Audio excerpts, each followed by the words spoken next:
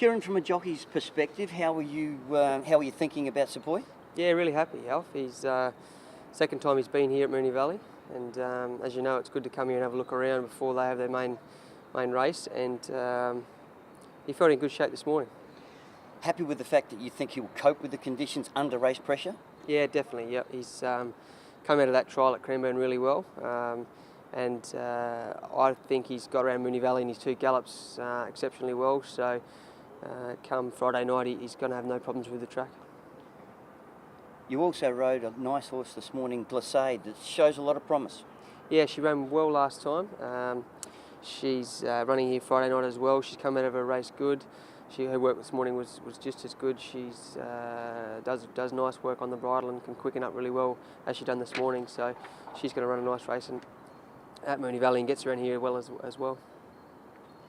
Glass Harmonium, you picked up the ride on it in one of the features on Saturday. Had the pacifiers on for the first time. What impression did it give you? Yeah, they seem to help. It's the first time I've ridden him, but Mike's been happy with the horse and he gave me a good feel this morning. He got around Moonee Valley as well. This was his first time. He got around there really well. Action was good. Handled the bends, changed legs, got on his right lead once we straightened for home, and riding him in the Turnbull. So looking forward to that race. How important is it for a horse to sort of change his legs and get onto the right leg at different times and, I suppose, re-alter and shape up? Yeah, definitely. It's a huge plus if they do it properly here at Moonee Valley. And if they change onto their outside lead down the side and then switch back onto their right leg around the bend, and then they get on their fresh leg again in the straight. So it's a big important aspect of how they get around Moonee Valley. He's been inclined to just over-race a little bit. Do you think the pacifiers will have, the right effect? I think it's a good move by Mike. Yeah, he's, he went around there really well for me this morning. When I canted off, he switched off and relaxed and had a good look around. So I joked with Mike saying he might have just liked me. So, but I think the pacifiers could be a good plus for him. Kerrin, that was a pretty good win by Helmet in the Caulfield Guineas period on Saturday. Yeah, it was. He did it really well.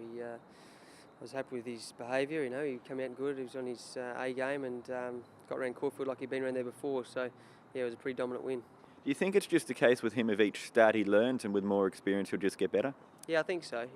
He's had a few runs this preparation and got the freshness out of him, and he's doing it nicely. So he might also enjoy going the Melbourne direction, which he showed on Saturday.